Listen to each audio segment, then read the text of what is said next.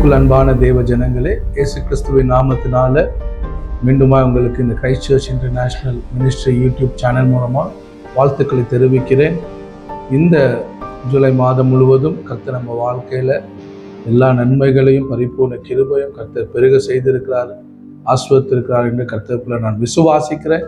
இன்றைக்கும் நான் உங்களோட தேவனுடைய வார்த்தையை பகிர்ந்து கொள்வதில் நான் மகிழ்ச்சி அடைகிறேன். கர்த்தரை ஸ்தோத்தரிக்கிறேன். கண்களை மூடி ஜெபம் பண்ணலாம். எங்களை அதிகமாய் நேசிக்கிற நல்ல தகப்பனே, இந்த வார்த்தை என்னோடு கூட கேட்டுக்கொண்டிருக்கிற ஒவ்வொருவருக்காக நான் ஜெபிக்கிறேன். இந்த வார்த்தை அவருடைய வாழ்க்கையில் நன்மையும் அன்றைய கிருபையும் உங்களுடைய ஆசீர்வாதத்தை பெருக பண்ணுகிறதுக்காக நன்றி ஆண்டவரே. நீங்கள் ஆசீர்வதிங்க, பெருக பண்ணுங்க. வார்த்தையினால ஒவ்வொருவரும் ஆஸ்வதிக்கப்படட்டும். இயேசுவின் நாமத்தில் பிதாவே, ஆமென். சங்கீதம் 34:8 கர்த்தர் நல்லவர் என்பதை ருசித்து பாருங்கள், அவர் மேல் நம்பிக்கையா இருக்கிற மனுஷன் பாக்கியவான். இந்த சங்கீதத்தை நம்ம பார்க்கணும். கர்த்தர் நல்லவர் என்பதை ருசித்து பாருங்கள். கர்த்தர் நம்ம வாழ்க்கையில எவ்வளோ நன்மைகளை செய்திருக்கிறாரு. நிறைய நேரங்கள்ல நம்ம என்ன பண்றது இல்லை, அவருடைய நன்மைகளை நம்ம நினைத்து பார்க்கறது கிடையாது. எப்பெல்லாம் நம்ம அவருடைய நன்மைகளை நினைத்து பார்க்குறோமோ அது எப்படி இருக்கும்னா, அது நம்ம வாழ்க்கைக்கு ஒரு சுவையை, ஒரு டேஸ்ட்டை அது கொண்டு வருகிறதா இருக்கிறது. நம்ம சில நேரங்களில் சில விஷயங்கள் நம்ம ரீகலெக்ட் பண்ணும்போது அது நம்ம மனசுக்கு எப்படி ஒரு சந்தோஷத்தை கொண்டு வர்றதா இருக்குது. விசேஷமாக உணவு வகையில் எடுத்துக்கொள்ளாமல் நமக்கு பிடித்ததான ஒரு உணவோ இல்லை நமக்கு பிடித்ததான ஒரு பழமோ நம்ம சாப்பிடும் போது நமக்கு என்ன ஆகுது, நம்முடைய அந்த ருசியானது நம்முடைய மனதை அது திருப்தி ஆக்குகிறதா இருக்கிறது, ஒரு சுவையை கொடுக்கிறதா இருக்கிறது. அது நம்ம இன்னொருத்தவங்களுக்கும் என்ன பண்ணுறோம், போய் அதை நம்ம ரெக்கமெண்ட் பண்ணுறோம். இந்த இடத்துல போய் பாருங்கள், இந்த ஃபுட்டை ட்ரை பண்ணி பாருங்கள், இல்லை இந்த பழத்தை சாப்பிட்டு பாருங்கள், அது அவ்வளோ ருசி உள்ளதாக இருக்குது என்று சொல்லுகிறோம். அதே போல தான் கர்த்தர் ஒரே வார்த்தையில் நம்ம சொல்லி முடிக்க முடியாது. கர்த்தர் நல்லவர் என்பதை ருசித்து பாருங்கன்னு சொல்லி அவர் அனுதினமும் நம்ம வாழ்க்கையில் நன்மையானதை அவர் பெருக பண்ணுகிறார், செய்கிறார், நம்மளை ஆசீர்வதிக்கிறார், நம்மளை விடுவிக்கிறவராக இருக்கிறாரு. அதனால தான் யாக்கோபு 1:17 நம்ம பார்க்குறோம், நன்மையான எந்த ஈவும் பூரணமான எந்த வரமும் பரத்தில் உண்டாகி ஜோதியின் பிதாவிடத்தில் இறங்கி வருகிறது. நம்ம கண்களுக்கு முன்பாக பார்க்கிற எல்லா நன்மைக்கும் மூல காரணம் அவர் நம்முடைய தேவனா இருக்கிறாரு. அவர் நமக்கு நன்மையை விரும்புகிறவராக இருக்கிறார், நன்மையை அளிக்கிறவராக இருக்கிறாரு. சங்கீதத்தில் 23 நம்ம பார்க்கிறோம் 6 என் ஜீவனுள்ள நாளெல்லாம் நன்மையும் கிருபையும் என்னை தொடரும், நான் கர்த்தருடைய வீட்டில் நீடித்த நாட்களாய் நிலைத்திருப்பேன். சங்கீதக்காரன் எழுதுகிறாரு, என் ஜீவனுள்ள நாளெல்லாம் நன்மையும் கிருபையும் என்னை பின்தொடரும் என்று. இன்னைக்கு நம்ம நன்மையை தேடி போக தேவையில்லை. கர்த்தராகிய இயேசு கிறிஸ்துவை நம்ம முழு மனதோடு அவரை நம்முடைய ஆண்டவரும் இரட்சகருமா ஏற்றுக்கொண்டோன்னா, அவரால் பெற்றுக்கொண்ட அந்த சால்வேஷன், ரட்சிப்பு நமக்கு நன்மையை நம்ம வாழ்க்கையில கொண்டு வருகிறதா இருக்கிறது. ஏன்னா நம்ம விசுவாசத்தை கொண்டு கிருபையினாலே ரட்சிக்கப்பட்டோம். இது நம்மளுடையதல்ல, அது தேவனுடைய ஈவு என்று வேதம் சொல்லுகிறது. நம்ம வாழ்க்கையில நம்ம பெற்றுக்கொள்ற எல்லா நன்மையும் கர்த்தருடைய தயவு தான், கர்த்தருடைய ஈவா இருக்கிறது. இன்னைக்கு நன்மையை தேடி நம்ம போக தேவையில்லை. கர்த்தருடைய உண்மையான ரட்சிப்பை நம்ம வாழ்க்கையில பெற்றுக்கொண்டு இருப்போம்னா, அந்த ரட்சிப்பானது will bring the full blessing of the Lord. முழுமையான ஆசீர்வாதத்துக்கு நம்ம பாத்திரம் உள்ளவர்களாய், தகுதி உள்ளவர்களாய் நம்மளை மாற்றுகிறது. கர்த்தர் நம்ம வாழ்க்கையில எப்பொழுதும் அவர் நன்மைக்கு எதுவானதை அவர் செய்கிறார் என்று நம்முடைய திங்கிங்கை நம்ம முதலாவது மாற்றணும், நம்முடைய எண்ணங்களை நம்ம மாற்றணும். கர்த்தர் நமக்கு என்ன பண்ண மாட்டார், தீங்க அனுமதிக்க மாட்டாரு, பொல்லாங்கை அனுமதிக்க மாட்டாரு. அவர் தேவையில்லாத துக்கத்தையும் வேதனையும், அவர் தேவையில்லாத மரணத்தையோ தேவையில்லாத சாபத்தையும் நம்ம வாழ்க்கையில் நம்ம குடும்பத்திலையும் தேவன் இயேசு நமக்கு அனுமதிக்கிறவர் கிடையாது. அப்போ கர்த்தர் நம்மளை குறித்து யோசிக்கும் போது அவர் நல்லதையே யோசிக்கிறவராக இருக்கிறார், நன்மையை யோசிக்கிறவராக இருக்கிறாரு, நமக்கு தயவை யோசிக்கிறவராக இருக்கிறாரு. சங்கீதக்காரன் 100 சொல்கிறது, கர்த்தர் நல்லவர், அவருடைய கிருபை என்றென்றைக்கும், அவருடைய உண்மை தலைமுறை தலைமுறையாகவும் உள்ளது. அப்போ அவருடைய கிருபை என்றென்றைக்கும் நம்முடைய ஜெனரேஷன் அவருடைய கிருபை இருக்கு. வெறும் உங்களுடைய ஃபேமிலியோடு அவருடைய கிருபை நின்று போடுறதில்ல. அவர் 3ஆம் 4ஆம் தலைமுறை வரைக்கும் அவர் என்ன பண்றாரு, தப்பு செய்யறவங்களுக்கு அவர் விசாரிக்கிறாருன்னு பழைய ஏற்பாட்டில் பார்க்குறோம். அதே அவர் யாரு மேல கிருபையா இருக்கிறாரோ 1000 தலைமுறை மட்டும் அவர் அவங்க மேலே இரக்கம் உள்ளவராய் கிருபை உள்ளவராக இருக்கிறாரு. ஸோ அவருடைய நன்மையும் அவருடைய கிருபையும் அவருடைய ஆசீர்வாதங்களும் நம்முடைய ஜெனரேஷன் டு ஜெனரேஷன் அது பாஸ் ஆகிறதா இருக்குது. எப்படி இன்னைக்கு டாக்டர்ஸுங்க இல்லை சில பேருங்க இங்கே சொல்கிறாங்க, என் தகப்பன் செய்த பாவம், என் முன்னோர் செய்ததான தப்புங்க, அந்த சாபம் தான் என் தலைமுறையை என்ன பண்ணுது, அது குலுக்குது, அதுதான் எங்கள் குடும்பத்தை ரொம்ப நாசப்படுத்துதுன்னு. ஆனால் நம்முடைய தகப்பனுடைய பயாலஜிக்கல் தகப்பனுடைய சாபத்தை நம்ம சுமக்க தேவையில்லை. ஏன்னா நம்ம ஆண்டவராகிய இயேசு கிறிஸ்து அவர் சிலுவையில் சிந்தின ரத்தத்தினால அவர் நமக்காக பெற்றுக் கொடுத்த அந்த ரட்சிப்பினால நாம் சாபத்துக்கும் வியாதிக்கும் பாவத்துக்கும் தரித்திரத்திற்கும் இயேசு நம்மளை விடுதலையாக்கி இருக்கிறாரு. அதை நம்ம தியானிக்கணும். கர்த்தர் நல்லவர், அவர் கிருபை என்றும் உள்ளது, அவர் எனக்கு நன்மையை விரும்புகிறவர், அவர் எனக்கு ஒத்தாசை செய்கிறவர், அவர் என்னை விடுவிக்கிறவர், அவர் என்னுடைய கண்மலையானவர் என்று சொல்லி நீங்கள் எந்த அளவுக்கு அவருடைய நாமத்தை நீங்கள் அறிந்து அவரை நீங்கள் துதிக்கிறீங்களோ, ஸ்தோத்தரிக்கிறீங்களோ, ஆராதிக்கிறீங்களோ, உங்கள் லைஃப்பில் இருக்கிற எல்லாமே அது கர்த்தர் சேஞ்ச் பண்ணுறவராக இருக்கிறாரு. யாக்கோபு 1:17 நம்ம வாசித்தோம், நன்மையான எந்த ஈவும் பூரணமான எந்த வரமும் அது பரத்தில் உண்டாகி ஜோதியின் பிதாவிடத்திலிருந்து இறங்கி வருகிறது என்று வேதத்தை நம்ம வாசித்தோம். நாகூம் 1:7 சொல்றது, கர்த்தர் நல்லவர், ஆபத்து நாளிலே அரணானவர், தம்மை நம்புகிறவர்களை அறிந்திருக்கிறார். தேவன் ஆபத்து நாளில நம்மளை என்ன பண்றாரா, நமக்கு அரணான துணையானவர்.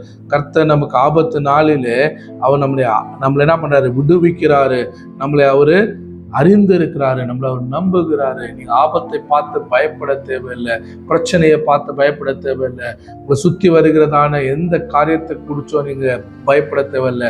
நீங்க பண்ண வேண்டியது என்ன, கர்த்தர் நல்லவர் என்பதை தியானியுங்க. கர்த்தர் நல்லவர், அவர் தயவு மகா பெரியதா இருக்கிறது, அவருடைய இரக்கம் மகா பெரியதா இருக்கிறது. ஏன்னா பைபிள் சொல்லுது, அவர் 1000 தலைமுறை மட்டும் அவர் இரக்கம் உள்ளவரா இருக்கிறாரு. இன்னைக்கு அவரை அறிந்தவர்கள், அவரை விசுவாசிக்கிறவர்களுக்கு அவர் இன்னார் என்று அவர் வெளிப்படுகிறவராக இருக்கிறாரு. இன்னைக்கு உங்க சூழ்நிலை எவ்வளோ டஃப்பா இருந்தாலும் அவர் நல்லவர் என்ப அந்த ஸ்தானத்தை மாற்றவே முடியாது.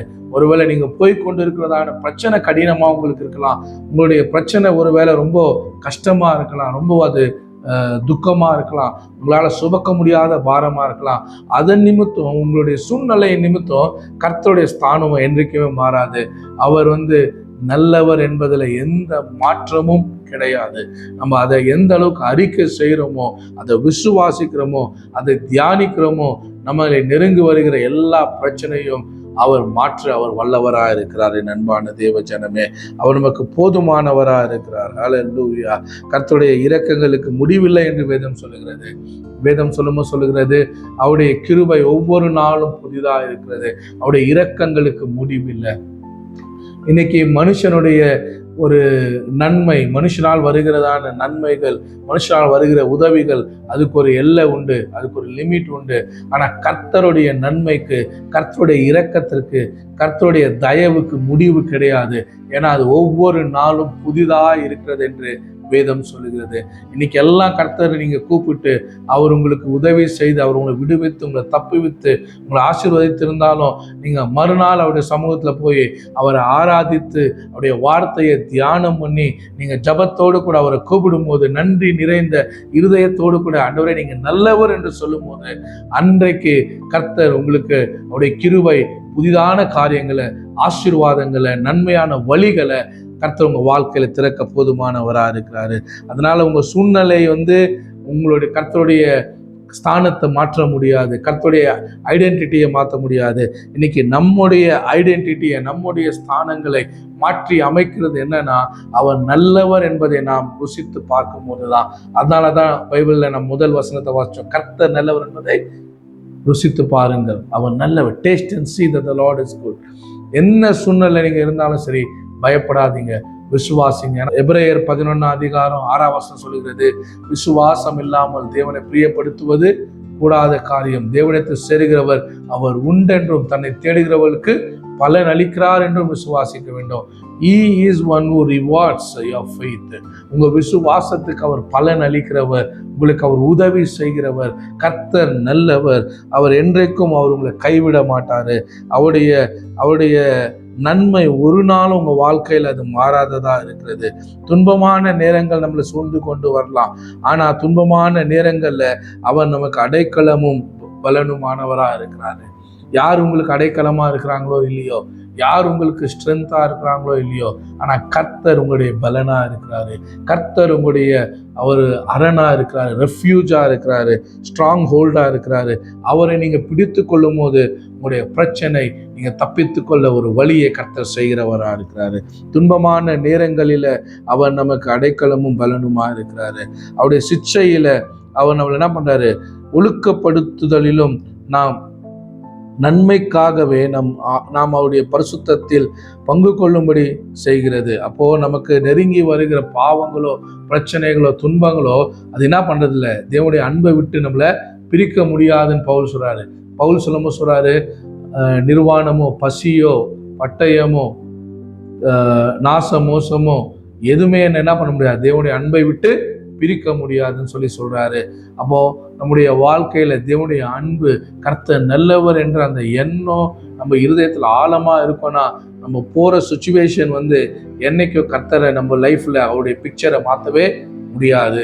துன்பம் அது டெம்பரவரி தான், கண்ணீர் அது டெம்பரவரி தான், வியாதி ஒரு வேளை வியாதியில நீங்க இருக்கீங்களா அதுவும் டெம்பரவரி தான், கடன் பிரச்சனையில இருக்கீங்களா அதுவும் டெம்பரவரி தான். ஏன் இது எல்லாம் மாறும்?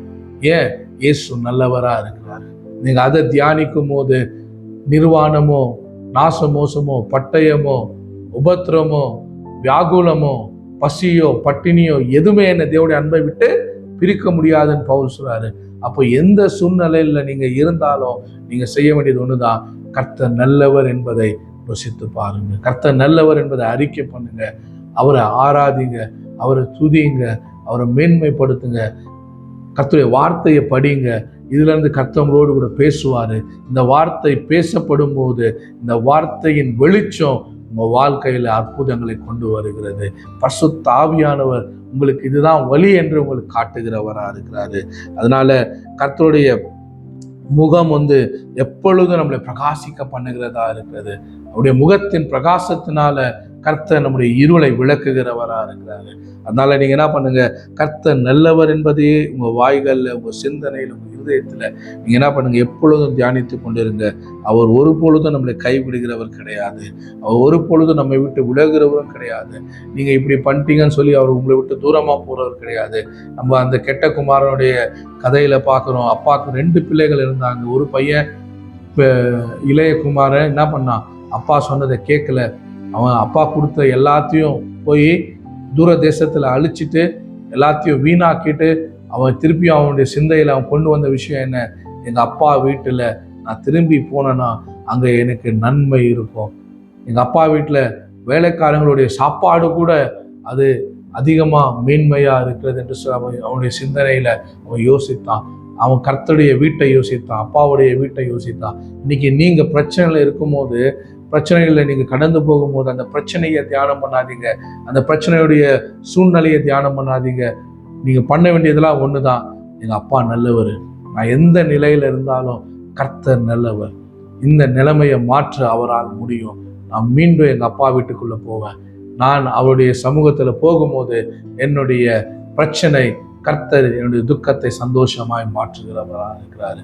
அந்த இளைய குமாரன் அப்பா வீட்டுக்கு திரும்பி போகணுன்ற எண்ணம் அவன் வரும்போது வேதம் சொல்லுகிறது, அப்பா என்ன பண்ணாரு, தூரத்துல இருந்து அவனை பார்த்து ஓடி அவனை கட்டி அணைத்து அவனுக்கு புது வஸ்திரத்தையும் மோதிரத்தையும் அவனுக்கு ஒரு பெரிய செலப்ரேஷனையும் அப்பா செஞ்சாரு. அவனை பார்த்து சொல்ல, என் ஆஸ்தியெல்லாம் கொண்டு போய் நீ நாசம் பண்ணிட்டியா, என் பேச்சை நீ கேட்கலையா, அவனை குற்றப்படுத்தி அவனை இன்னும் ஒடுக்கி அவனை இன்னும் நொறுக்கி நான் உனக்கு ஒரு பாடத்தை கற்றுக் கொடுக்குறேன்னு சொல்லி அப்பா சொல்ல, அப்பா சொன்னதெல்லாம் ஒண்ணுதான், நீ மரித்த ஆனா இன்னைக்கு உயிரோட திரும்பி வந்தேன்னு சொல்லி அவன் அண்ணன்கிட்ட சொல்றாரு. அப்போ ஆண்டவர் நீங்க எந்த நிலைமையில இருந்தாலும் அவர் நல்லவராகவே இருக்கிறார் என்பதை மட்டும் நீங்க நினைத்து பாருங்க, தியானம் பண்ணுங்க, ஸ்தோத்திரம் பண்ணுங்க, வர்ஷிப் பண்ணுங்க, வேர்டை தியானம் பண்ணுங்க, வர்ஷிப் பண்ணுங்க. ஆண்டவர் உங்க சூழ்நிலையை அவர் முற்றிலும் மாற்ற போதுமான தெய்வமா இருக்கிறாரு. I believe from my heart. இன்னைக்கு நீங்க எப்படிப்பட்ட நிலைமை இருந்தாலும் சரி, இந்த கெட்ட குமாரன் போல எல்லாவற்றையும் இழந்து போய் உங்கள் ஐடென்டிட்டி இழந்து போய், உங்கள் பணத்தை இழந்து போய், உங்கள் நண்பர்களை இழந்து போய், ஒன்றும் இல்லாமல் இன்னைக்கு நீங்கள் இருக்கலாம். ஆனால் அப்பாவுடைய வீட்டை நினச்சி பாருங்கள், அப்பாவை யோசிச்சு பாருங்கள். அவர் நல்லவர், அவர் என்னை ஏற்றுக்கொள்வார், என் வாழ்க்கையை மீண்டும் கட்டுவார், என்னை அவர் தூக்குவார், என்னை தப்புவிப்பார், என்னை அவர் மகிமைப்படுத்துவார், என்னை அவர் ஆசீர்வதித்திருக்கிறாரு. நான் மீண்டும் அப்பாவை நான் தேடி போறேன்னு சொல்லி அவருடைய சமூகத்தை நீங்க தியானித்து வரும்போது, நீங்க இருக்கிறதான பிரச்சனை அது பனி போல அது மாறுகிறதா இருக்கிறது. அது மலை போல துன்பங்கள் உங்களை சூழ்ந்திருந்தாலும் நீங்க கர்த்தர் நல்லவர் என்பதை தியானித்து ஸ்தோத்தரிக்கும் போது கர்த்தர் அதை பனி போல மாற்றி அமைக்கிறார். உங்க வாழ்க்கையில உங்களுடைய துன்பம் சந்தோஷமாய் மாறும், உங்க துக்கம் சந்தோஷமாய் மாறும்.